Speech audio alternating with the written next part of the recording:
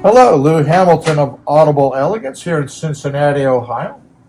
I do work on Instagram and Facebook. I write a monthly blog. My staff helps me out with quite a bit of it. We have a website, audibleelegance.com, which is enjoyable to look through our products. And we also, on that page, we have an orphanage where we have used equipment or closeout equipment listed. Some of it ends up on eBay, some of it doesn't. We're located on Montgomery Road, a couple doors north of the Montgomery Inn, and across the street from Montgomery Cyclery. Last time we revealed the fact that we had a guest inside the turntable. We have removed his home, and we are now going further into the table. We did vacuum out what we could get to right away. In this case, we used an older vacuum, which we're probably going to trash anyway. It has a used bag, so it's full of stuff already that could act as a filter. It has a HEPA filter, and the whole shooting match will be dumped.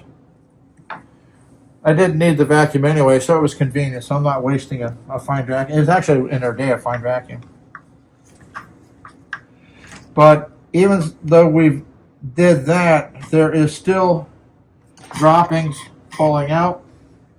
So we've got to get into it, see what we've got going on. On the 125, it did not have sophisticated feet. It used 4 screws holding these little, pads, and that held the bottom board on. So now we're going to see what we can find.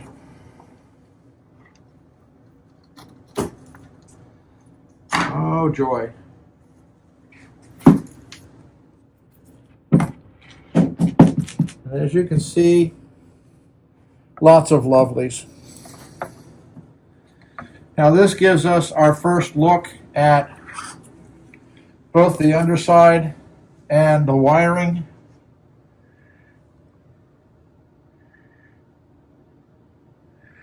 It appears that everything is intact. Nothing of the wiring for control is screwed up. But as you can see, we have contacts here holding the top plate in place. So as I move it, it toggles. So we'll need to clean those contacts to see what we have.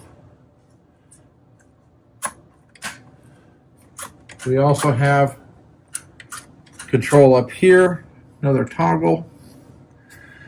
And you can see there's some little contamination on that. So we're not sure what exactly that's done. So we'll have to get into that. And the pitch control is up in here. So we're going to have to figure out what's going on there. But looky, looky, looky. And there's our answer right there, folks. Those wires no longer connect to the board. So our little guest chewed them off. Hopefully we have, when we take the board off, we can see where those wires went. He left some remnant of white and red. But there's your answer right there as to why the motor is not responding. So this is the fun and games of finding used stuff. If you think that guests are only invited to turntables, I'll tell you another horror story. Many years ago, I worked at Stereolab, another company that was here in Cincinnati, and we had a really nice guy and a good service technician, pretty bright guy. Name was Bill Washlow.